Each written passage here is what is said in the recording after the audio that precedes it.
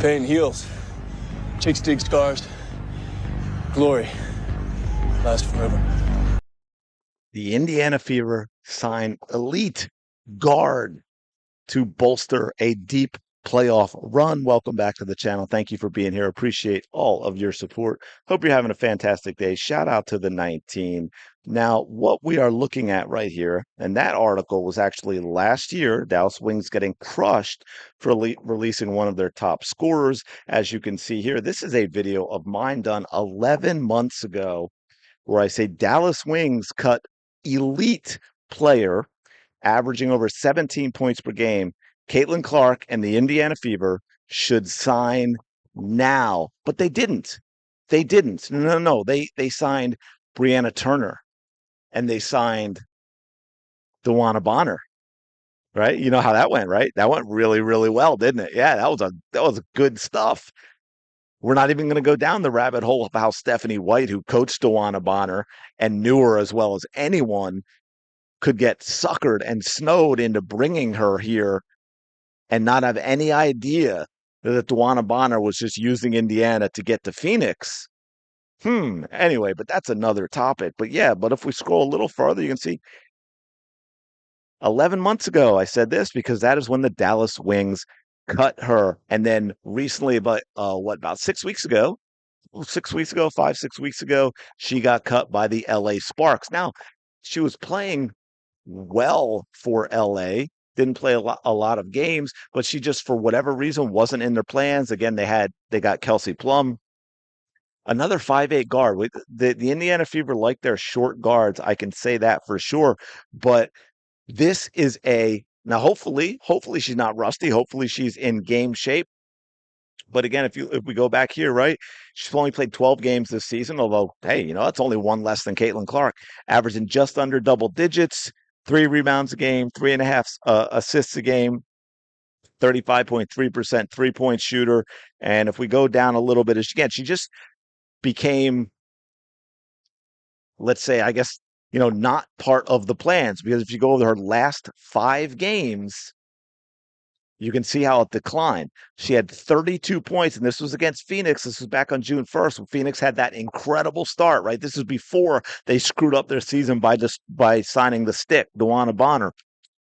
Played 37 minutes, shot 10 for 14, 3 of 5 from 3, 5 rebounds, 4 assists, 32 points. Next game, followed that up with a 7 for 15 effort, 3 of 7 from 3.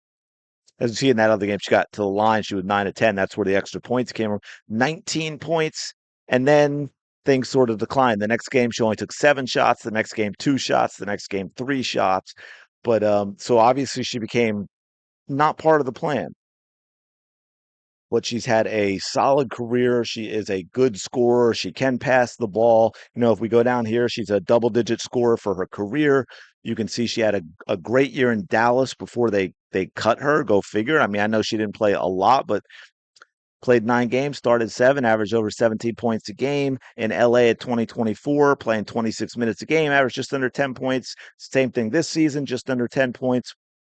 She can shoot the 3, so she can stretch. She's explosive. She's pretty quick. She can get to the hoop and get those shots off in the small range. And yes, she can pass the ball as well. So this, I think it's a year too late. I think this should have happened last year. I wonder what would have happened had they gone that second half of the season that they had that went really well for the Fever. What if they had Sims? And obviously, she wouldn't be a starter on this team. Would have Kelsey Mitchell, but she'd be a heck of a backup instead of, say, who was? Can anyone tell me who the backup shooting guard was? There kind of really wasn't one, right? Erica Wheeler was getting minutes. Christy Wallace for a while was even starting. But imagine being able to bring Sims off the bench, because as we talked about a lot, one of the biggest issues as we got further in the season and realized Katie Lou wasn't it, Christy Wallace wasn't it, Erica was serviceable as a backup point guard, Melissa Smith wasn't it. It might have been nice. And of course, Temi was getting injured multiple times. It would have been nice to, say, have Odyssey Sims coming off the bench, because she is a solid player. Like I said, she's a little explosive. She can get to the basket. She'll stop. She'll pull up and take the mid range. And here again, where you think, oh, we've just got her, but you know what? No, I'm just going to go right by her. I'm just gonna blow right by her. And then, yeah, I love that. That's Caitlin Clark-esque right there, folks. That's fun. But again, you can see the explosiveness in her game, which I love. I keep talking about how that is the next evolution for the WNBA in order to get more fans to pay attention is you need more players like Odyssey Sims, fewer, bigger, slower, unathletic, unskilled bodies that play physical, and more players like this. That is the future of the game if you want to take it to the next level from a fan standpoint, folks. That is what we want to see. I'm looking forward to seeing that when she plays for the Indiana Fever because I think that's going to be huge. For some that were saying it, by the way, just so we know, hopefully you're watching all this and it doesn't get like messed up. I was just if you're not seeing it, I was just running through some highlights of Sims there. But she's got the type of game that I think fits in well with the Indiana Fever. Again, that's why I said a year ago to get her. So I think that's going to be helpful. Now, look, how much time is it going to take for her to fit in? I don't know. Where's she going to play? Who's she going to get the minutes from? I'm not sure. Caitlin Clark, I believe, is questionable for tomorrow night. So it's possible Caitlin Clark could play. Now, she's not going to come back and play, 25, 30, 35 minutes, obviously. And signing Sims can help with bringing Clark along. But one thing I want to say is they don't, even when Caitlin Clark comes back, they don't have to get rid of Sims with the hardship contract, I believe, because we lost McDonald and Colson.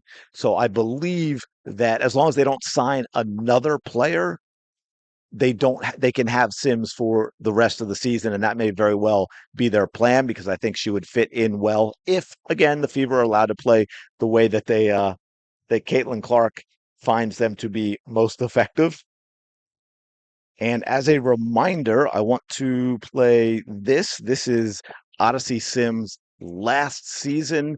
I believe it was after the game against the Dallas Wings. I think they had a couple of really good ones, but I believe it was after the game, the entertaining one that had everyone talking about. Made the Fever a lot of Caitlin Clark fans, Dallas Wing fans at the time. And this is Odyssey Sims talking about Caitlin Clark after that game.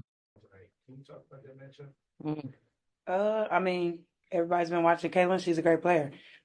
She's playing at a very high level, especially with her assists. Like, there's a lot of shots she turned down because she was looking for her teammates. I mean, that just speaks volume of how she is as a player. I don't know her as a person, but she's a great player. What she does, what she's been doing since game one till now. Got nothing but respect for her. She did her thing tonight.